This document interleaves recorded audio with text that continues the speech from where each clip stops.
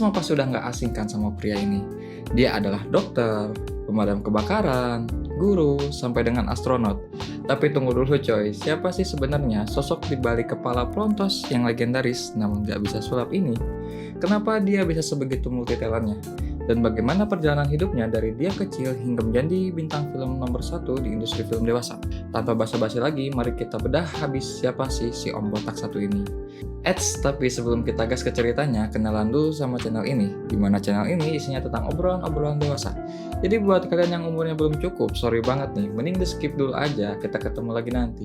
Nah buat yang udah legal, ada ritual wajib yang harus kalian lakuin, yaitu adalah cuci tangan dulu biar nontonnya makin asik.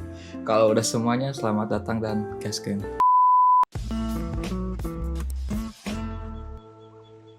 Oke, sebelum kita ngebahas lebih jauh tentang Om Botak satu ini, kenalan dulu sama dia. Dia adalah Johnny Sins, atau nama aslinya adalah Steve Wolf, dan dia lahir di Petersburg, Pennsylvania pada 31 Desember 1978. Jadi ya, dia ini lahir di malam tahun baru.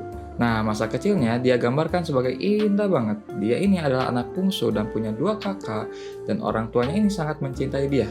Ayahnya adalah seorang veteran perang Angkatan Darat Amerika Serikat yang kerja keras demi membiayai anak-anaknya. Now his father, a U.S. Army veteran, he applied an extremely hard work ethic, pulling double shifts at a local steel mill. Masa remajanya juga nggak kalah menarik, di mana dia pernah menjadi seorang hippie. Kebayang nggak sih kalau si Om Johnny ini sampai sekarang masih jadi anak hippie? I was a wigger and I was also a hippie. Nah, Om Johnny juga ngaku kalau dia ini adalah anak yang pemalu. Saking malunya, dia mulai berolahraga di usia 15 tahun karena ngerasa kurus dan pengen narik perhatian cewek-cewek. Dan ada fakta unik nih coy. Dimana di usia 22 tahun, Om Johnny rambutnya udah mulai rontok. Dia mutusin buat cukur habis semua rambutnya dan jadilah kepala pelontos tapi nggak bisa sulap yang kita kenal sampai sekarang. Ini adalah awal mula dari penampilan yang paling ikonik di sejarah internet. True. Shaved it bald when I was 22, I think. No, it doesn't grow back. Kemudian, Om Johnny melanjutkan dunia pendidikannya di Indiana University of Pennsylvania dengan mengambil jurusan pemasaran, dan dia juga pernah magang di Disney World, tapi dia dipecat karena dia ketahuan ngelanggar peraturan yang ada. Padahal kalau dia lanjut, mungkin dia sekarang bisa jadi karakter baru di film Disney. That's all true. Disney World does like recruitments at universities where, they get you to go down. They call it an internship. But you go down to Florida at Disney World and they basically put you to work for minimum wage. Nah, setelah lulus kuliah, dia kerja di bidang manajemen konstruksi di Las Vegas. Tapi dia benci banget sama kerjaannya ini.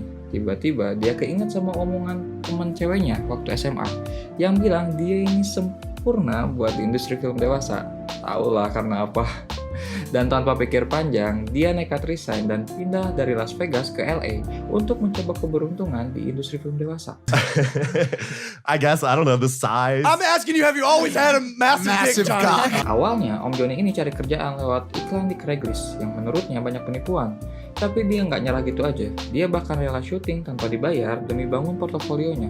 Kebayang nggak coy, kalau portofolio itu atau CV itu ditulis kayak lu berkompeten di gaya apa aja. Dan hingga akhirnya di lokasi syuting pertamanya dia ditanya nama panggungnya dan nama Johnny Sins pun lahir. Jawaban spontan yang ia utarakan karena terinspirasi dari nama panggilan teman kuliahnya. So, one of my buddies in college, I'm not gonna say his name, but his nickname was Johnny Sins. Ngomongin soal pengalaman syuting, salah satu tempat paling unik dan ekstrim buat Om Johnny adalah pas syuting di dalam sebuah helikopter. Ingat, ini adalah helikopter, bukan gaya helikopter. Dan dia cerita walaupun harus berhubungan di dalam sebuah helikopter, tapi Om Johnny ini harus tetap pakai sabuk pengaman demi keselamatannya. Oh my god. Nah, yang bikin Om Johnny ini masih eksis sampai sekarang menurutnya adalah industri ini memberinya kebebasan.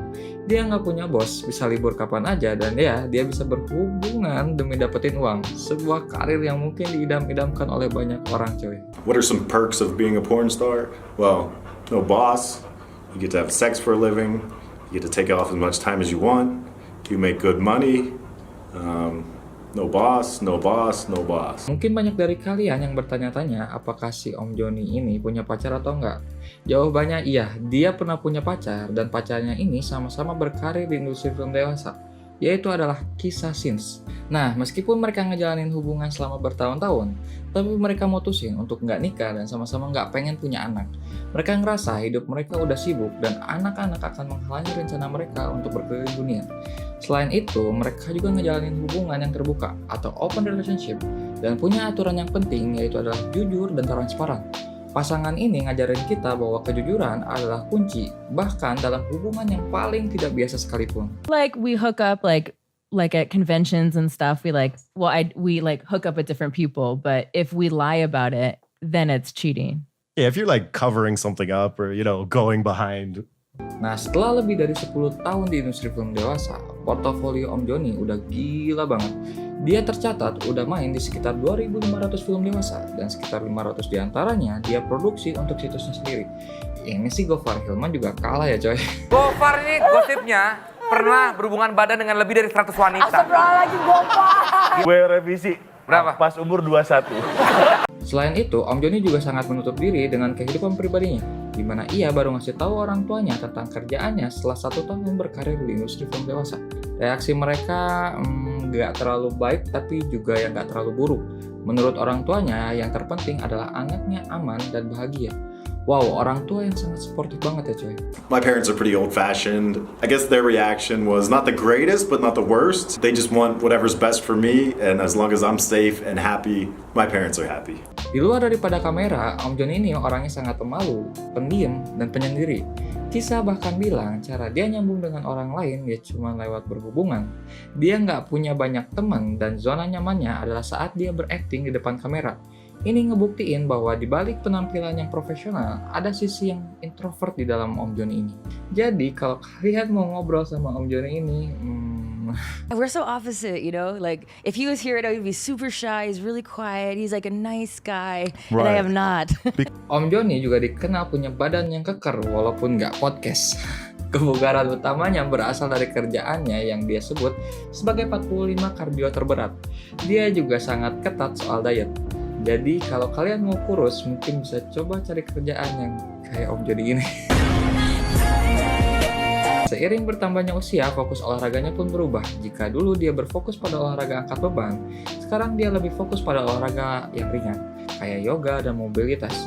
Doi bahkan bilang mobilitas adalah mata air awet muda karena bisa mencegah cedera dan membuatnya merasa awet muda terus.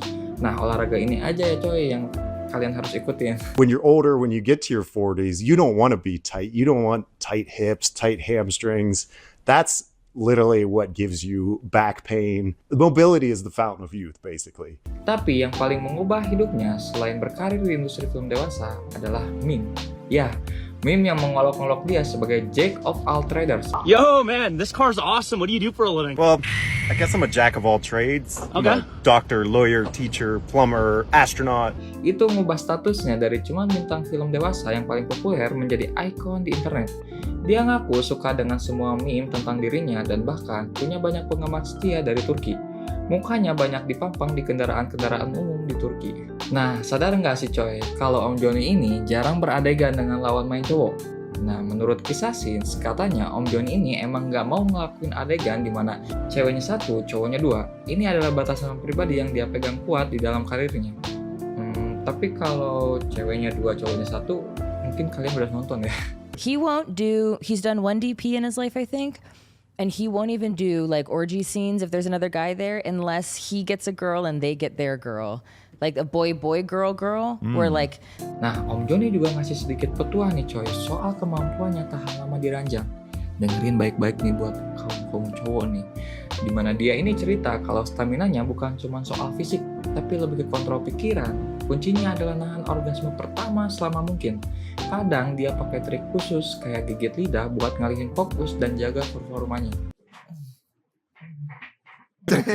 Well, my thing is you always do the mental thing first. If you can hold it back mentally by whatever, doing math, doing whatever, thinking your grandma's in the room, whatever. Yeah. So has your grandma ever been in the room? Setelah bertahun-tahun berkarir di industri film dewasa, Johnny Sins pada tahun 2019, ia mengumumkan pensiun. Namun pada pandemi COVID-19 dan juga ledakan situs OnlyFans membawanya kembali ke industri film dewasa. And I actually retired in 2019. I was just sort of tired of doing the mainstream shoots. And I was living on the beach in Mexico for 6 months. Dan sekarang dia lebih berfokus pada bisnisnya sendiri, syuting untuk perusahaannya sendiri dan merilis konten di OnlyFans. Ia bilang penghasilannya pun lumayan. I never say exactly how much I make, but I make as much as the girls do. Nah, Om Johnny Sins ini adalah contoh nyata dari seorang yang gak takut buat ngambil sebuah resiko. Dia ninggalin pekerjaannya yang dia benci untuk ngejar hal yang dia kuasai. Filosofi hidupnya sederhana coy, dimana ia bilang, ikuti kata hati dan jangan pernah ngelakuin sesuatu yang gak kalian inginkan. Dia percaya bahwa alam semesta akan mengarahkanmu ke jalan yang tepat, asalkan kamu berani untuk melangkah. Don't do anything you don't want to do. So just stick to what you want to do. If people ask for favors, if people want you to do something extra on set, say no. Jadi itulah biografi dari seorang om-om botak satu ini. Seorang pria yang ngebuktiin bahwa menjadi multi talent itu adalah mungkin. Meskipun di bidang yang ya semoga video ini bisa memberikan perspektif baru tentang sosok di balik layar yang selama ini kalian kenal lewat meme. Semoga di video ini bisa memberikan perspektif baru tentang sosok di balik layar yang selama ini mungkin kalian kenal dari meme. Nah, makasih banyak udah nonton videonya sampai habis. Kalau mungkin ada yang kurang atau kalian mau nambahin info lain, kita diskusiin aja langsung di kolom komentar. Nah, buat kalian yang suka konten-konten kayak gini, jangan lupa like, komen, share ke teman-teman kalian, subscribe juga biar nggak ketinggalan konten-konten lain. Sampai ketemu lagi dan salam Trotters.